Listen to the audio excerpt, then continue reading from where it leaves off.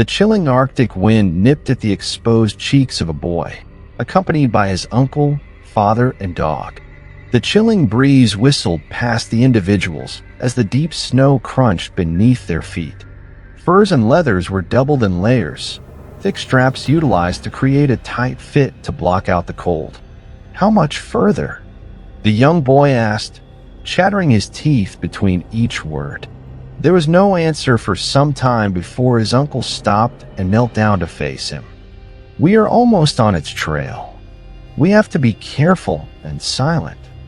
If it hears us approaching, we could be next. The boy nodded and stifled the fear welling up inside of him.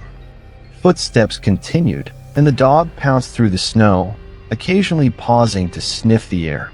A strong vortex picked up, and the animal let out a deep growl. It gnashed its teeth towards the flurry of snow that was getting heavier. The group stopped, watching the dog's actions. Hand signals were used. Unfortunately, the boy had no idea what they meant. Soon, a sound crept into their ears. It started off soft, barely a murmur, until it reached a crescendo that rivaled the wind. It was laughter. The eerie tone of it sent a chill to run down the boy's spine. The chime was hollow. There was no time to plan, only attack. The boy's father let out a war cry and charged towards the thing, spear gripped in both hands. The second adult followed suit after instructing the boy to remain at his spot. The men charged towards the scrawny and menacing ice demon. The charging hastened until all three crashed with a thud. The spear missed its target, the father was knocked back, and the uncle was lifted from the ground with a bony hand. The laughing echoed in the dry air. The creature's free hand rose and spread a set of 5 abnormally long fingers with deep black nails at the end. The next few moments are blurry due to the child covering his face. But in the end, his uncle was dead and bloody, a large smile etched on his lifeless face. The boy's father fought with all his might but also lost. The scuffle and weight of the 3 bodies caused a large crack to form below their feet, none aware of the fact that they stood on a thick slab of ice. The cracking grew louder until a hole gave way, sending the boy's father and the monster jolting towards the icy depths. The boy sat in fright as he watched his father sink. His heart thumped in his chest at the loss. However, the worst sight was that of a pale face slowly sinking into the abyss. Those white eyes pierced through the frozen locks of hair. Its laugh seeped through the display of sharp teeth that echoed until it finally broke the water's edge, leaving the boy all alone in the desolate cold. 2. The glowing numbers of the alarm clock shifted from 6:59 to 7 o'clock, and the voice of Burlives rang through its speaker, telling the world to have a holly jolly Christmas. God damn it. Shut up, screamed the already annoyed man, who quickly sat up his bed.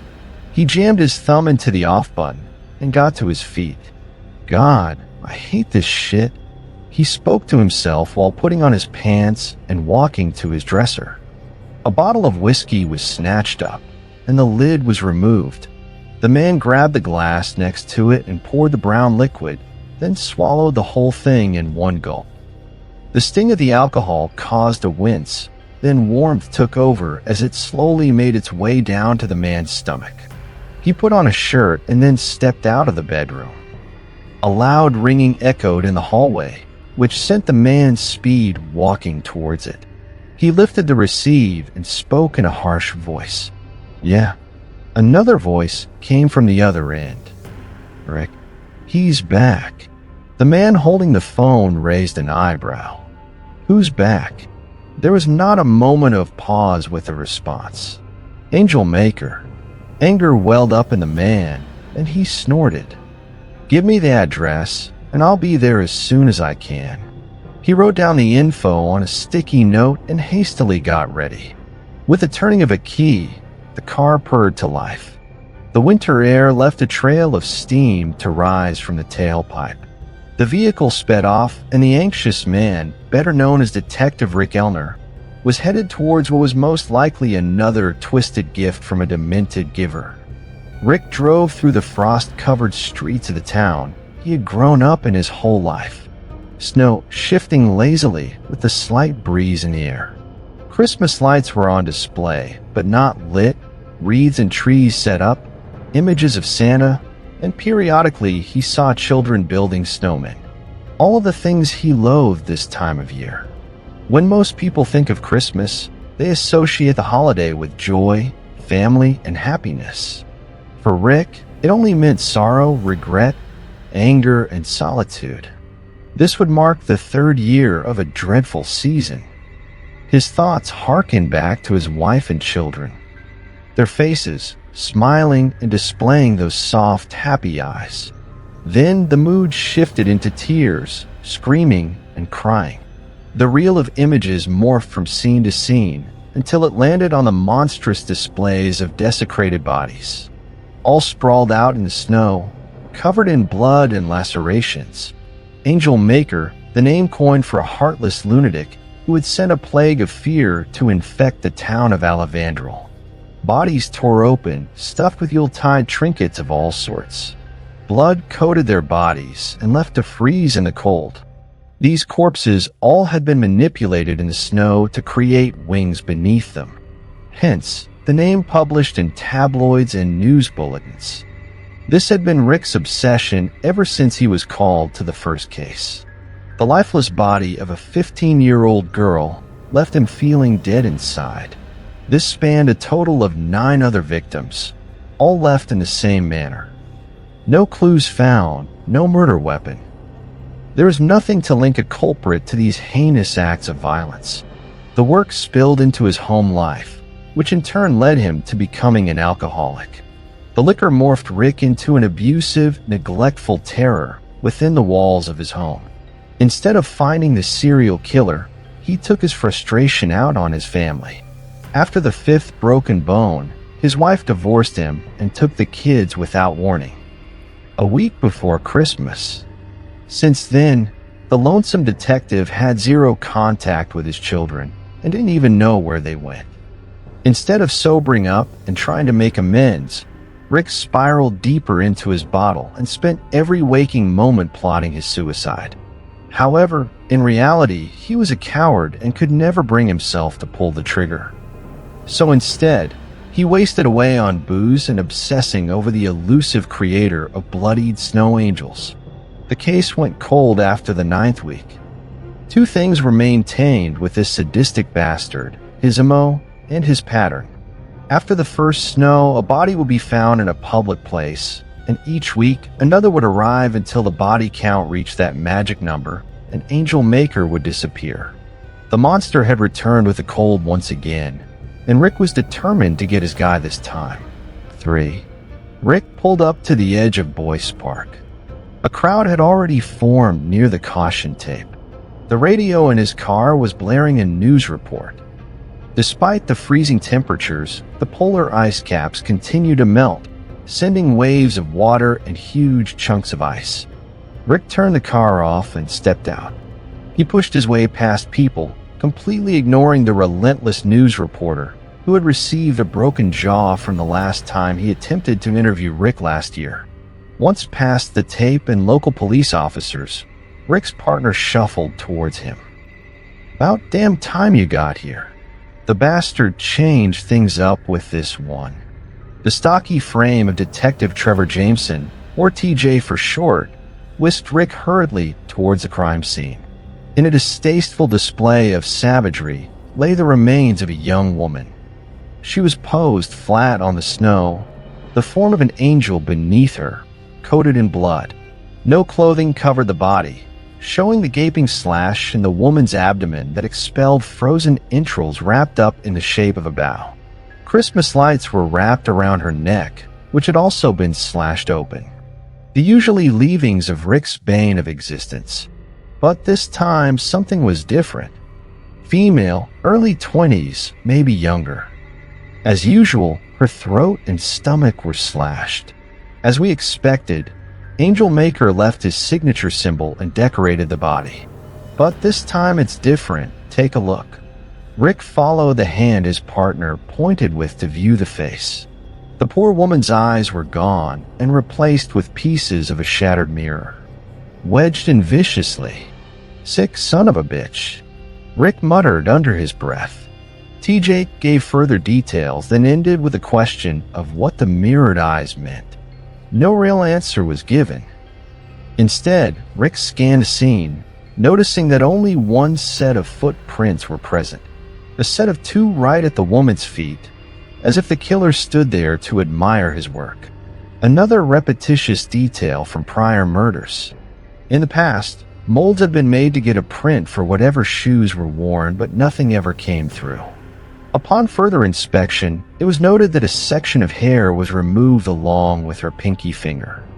This was not new, because Angel Maker always took a piece of his victims, except this time he took 2 articles. A year had already passed since the last string of murders, and this one occurred on the exact same day as previous years but felt different in ways. Rick told himself that this would be the end of the sick bastard. Eventually, the 2 men left the scene to escape the cold and get coffee to further discuss the newest addition to the list of slain women. The victim followed the exact same circumstances as the others. A esteemed and loved individual who had been kidnapped out of the blue from another state to be found sometime later, disgraced and mutilated by the hands of Alavandrel's infamous serial killer. Every victim hailed from neighboring states and would later be dumped in Maine. The first one of the year was always left in a public place for all to see. The others left in more obscure regions of town, but they all maintained their locations in this specific town. That detail led the authorities to believe Angel Maker was a native of Alavandrel. But since the beginning of the crimes, no suspects or evidence whatsoever had been found. Rick pondered on this as he stirred the spoon in his coffee. TJ continued discussing the case, all details going in one ear and out the other for Rick. That was until his partner pointed out that this new girl was found only 10 yards from the very first victim. Rick had been so focused on the body that he hadn't realized the location. That night he stayed up late with a bottle of Jack and the case files from Angel Maker's first appearance. The tumblers were rolling in Rick's head, and his focus was at full force towards finding the deranged psychopath. 4. A week had passed since the discovery of the woman found in Boys Park, and Rick had yet to find any new details. His stress was rising, especially after another victim was found, courtesy of his enemy.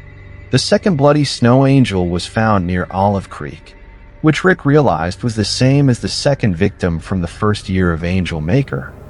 The only difference was that this new woman was on the opposite edge of the water. This unfortunate soul also had an organ replaced. Her heart was ripped out, and in its place was a glass tree ornament in the shape of a cartoon heart. The shiny object reflected the angered face of Rick. God damn it. How did no one see anything? TJ placed a hand on his shoulder. I don't know, Rick. We're just lucky I was out on a stroll and found her. We're gonna get him this time. The cold breeze picked up and assaulted Rick's face. He shook it off and got back to his feet. Let's go, TJ. We need to go through the files. If he's repeating his first kills, then we know where the next girl will be. TJ lagged behind, but soon the two were both in the car.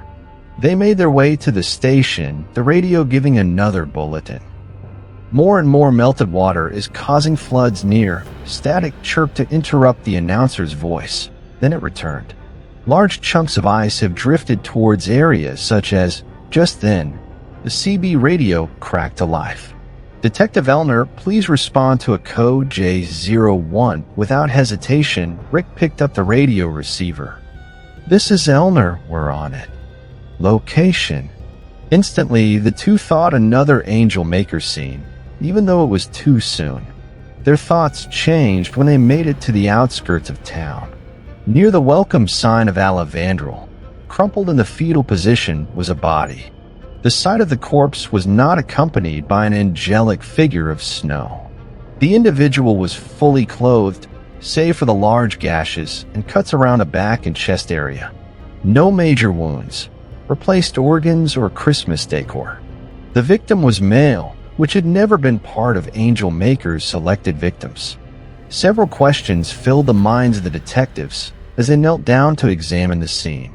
Blood was frozen to the fabric in snow and deep cuts. The wounds were not deep enough to cause death, however. Once photos were taken and the body was able to be moved, a gasp escaped the coroner. Rick and TJ looked, and both men raised an eyebrow. Then TJ muttered softly, "What in the hell?" Stitched across the dead man's face was a ghastly smile. The corners of his mouth were cracked, showing every tooth that was stained with a brown sludge. The eyes were wide open but lacked any color except for the enlarged pupils. It was grotesque, and the face looked more like a Halloween mask than a flesh and blood face. The body was placed in a bag and hauled off to the station. Rick went home around 2 in the morning, scratching his head at what the new crime was. Could Angel Maker have chosen to change his tactics? Could the monster have decided to grab an extra kill? The last question he asked himself really sent his stomach to his feet. Was there another serial killer loose in town? Rick's mind swirled with questions and theories, but nothing gave answers or any clarity. The only solution he found was at the bottom of a liquor bottle. 2 days later, another smiling corpse was found. It resembled the same pattern as the first, but only this time, it was an elderly woman. TJ was on a different call, so Rick was alone during his examination. The look of the smiling, decrepit face left him feeling uneasy. The more he focused on it, the more melancholy it became. Then, out of nowhere, a sound flooded his ears. A low murmur of a laugh, dry and emotionless, like that of morbid sarcasm. It tickled his ear, and he looked in all directions but did not find the owner of the ominous laugh. He thought his mind was playing tricks on him. But as he left the scene, the wind blew and the hollow chuckle accompanied it. It was 2 weeks before Christmas, and in that time, 3 more girls were discovered along with 4 more smiling bodies. To add to the unease and frustration, sting operations had been placed in hopes of catching Angel Maker. The latest bodies were all found near the same areas as the first appearance of Alejandro's serial killer. But even though multiple squad cars sat for reconnaissance, there were no sightings. It was only after the authorities left the scene that the bodies were discovered. As if Angel Maker was watching and knew the police were waiting. Things were getting strange, and it left more questions than answers. Even stranger was that Rick noticed that his partner was always either the one to discover them or the first on scene. Then there were the smiling faces of the dead found in the outskirts of town that slowly reached the main hub of Alejandro. Rick thought he was losing his mind because every body he examined, that dry, crackling laugh flowed with the wind, and he swore he saw a strung-out junkie in the background.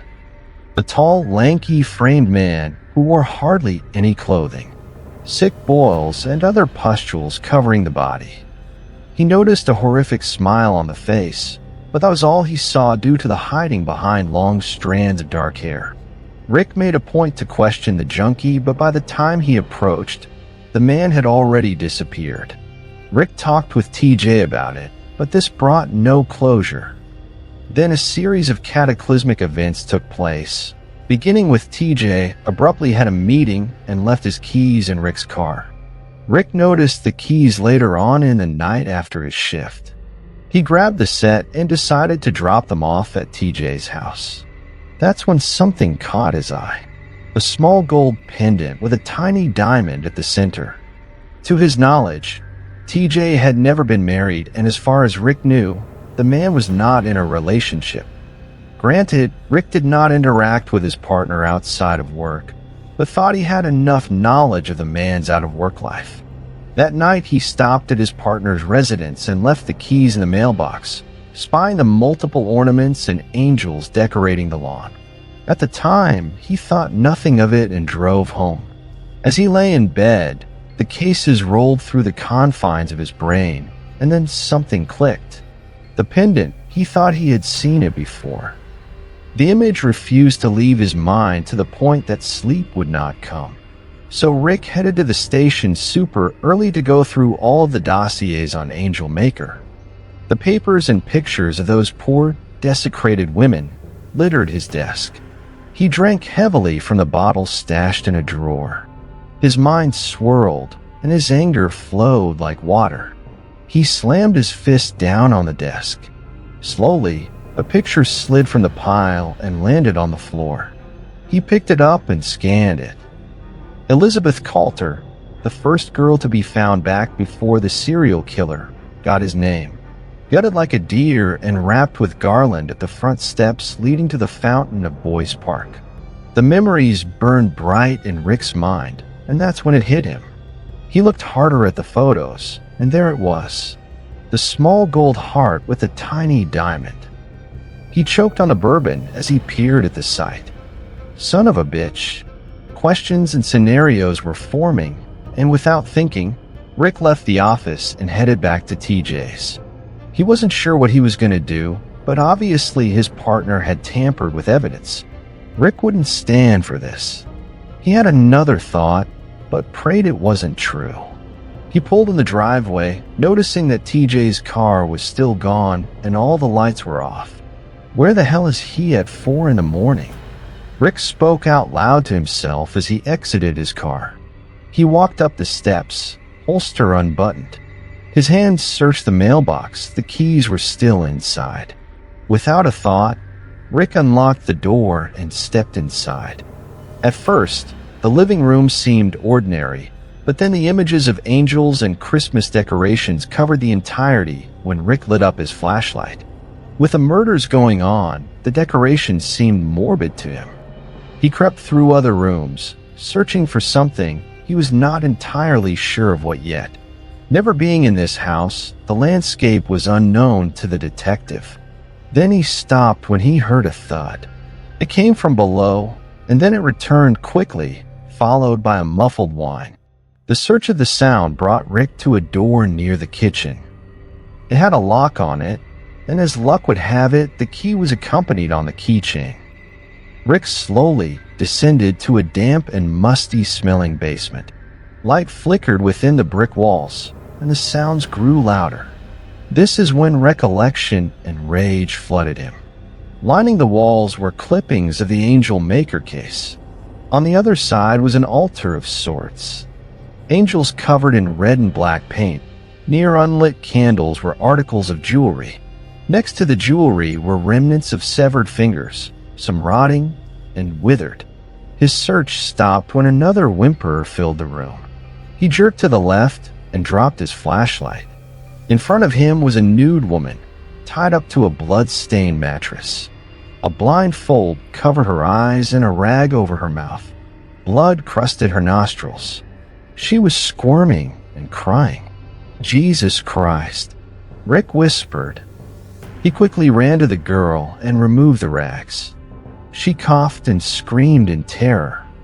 It took some time to calm her down. She spoke with hysteria, leaving nothing comprehensive, and all of a sudden footsteps could be heard upstairs.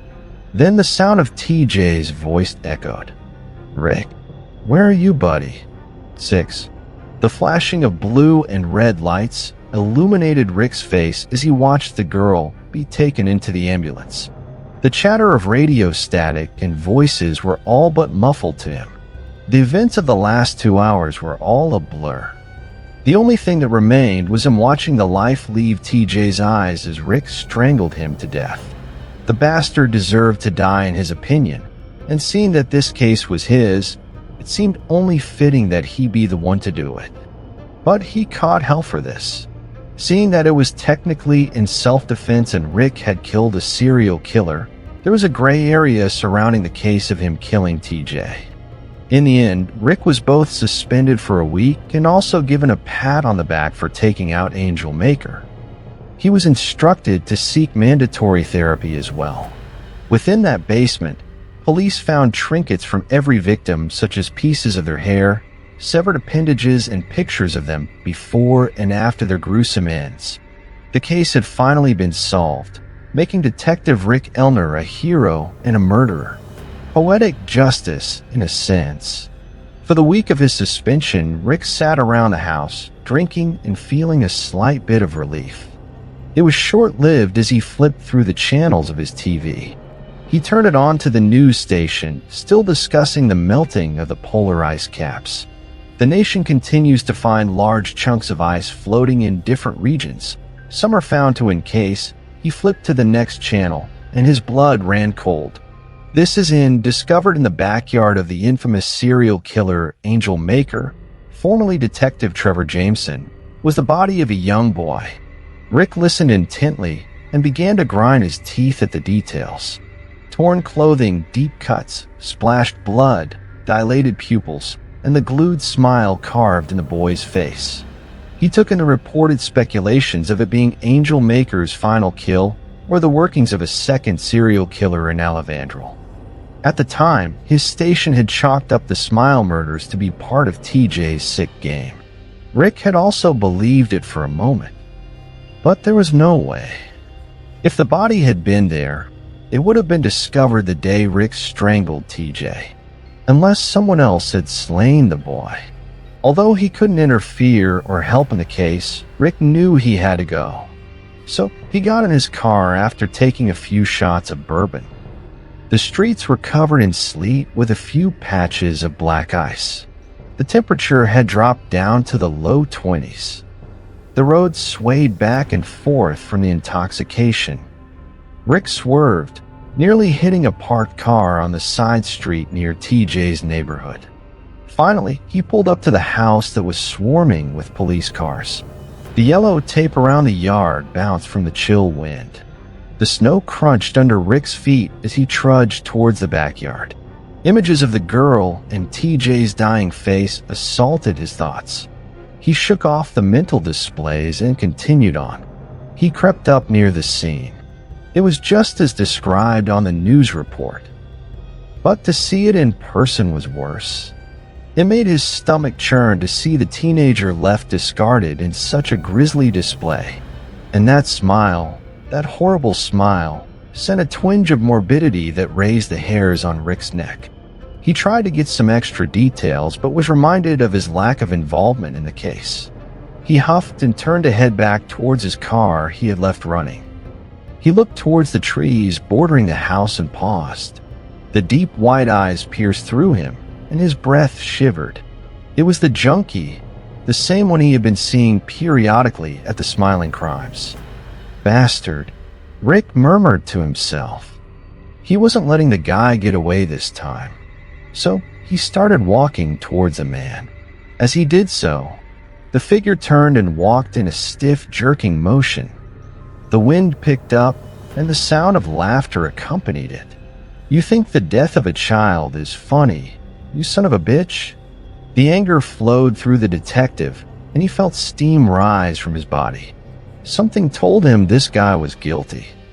Due to his suspension, his gun and badge were taken away, so he was unarmed. But at this point, he didn't care, and he thought to himself, would the world really miss another murderer? Rick had used his hands to remove Angel Maker, so he could always repeat this if the man he was tailing was guilty. Rick pushed beyond the snow-covered branches, barely able to see the man who was still laughing beyond. He started to jog, making sure he didn't lose the prick this time. After a few minutes, the sounds of chatter from the crime scene faded, and all that resonated in the woods were the wind, birds, and the ominous chuckles from Rick's target. Before long, he came to a clearing. A small cubby hole in the woods that housed a few conifers and sleet-covered stones. That is where the detective spied his target. The man was sitting on a rock and showing his full self. Rick spied a lanky frame, adorned with splotches of frostbite that oozed brown pus. Sections of the blue's white skin had crystallized abrasions. The man wore no shoes or really any clothes, only the petrified and stinking straps of some animal fur. The man sat motionless, a chuckle followed by a grumble.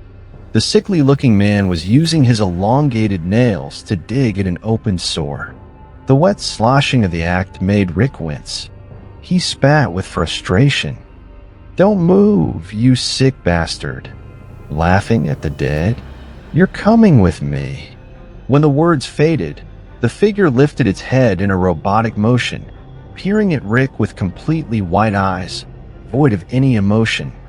Then the body rose to its feet, displaying an ungodly height. Rick had to tilt his head upwards to view this.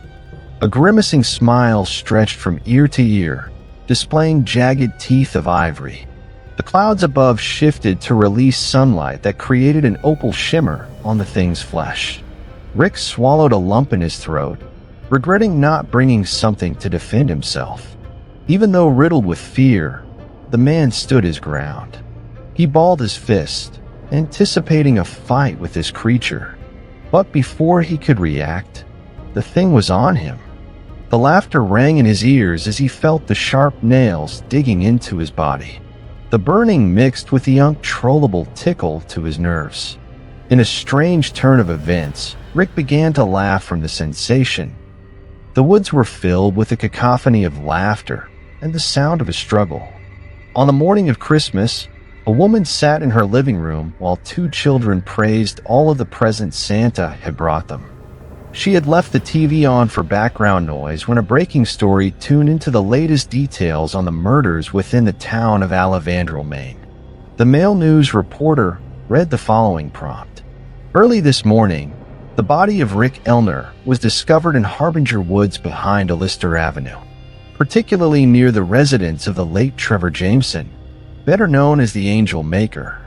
Elner was the leader investigator and partner of the recently discovered identity of the serial killer.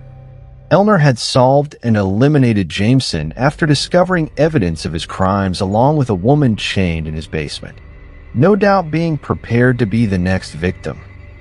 Detective Elner was discovered with lacerations all over his torso and left in the snow.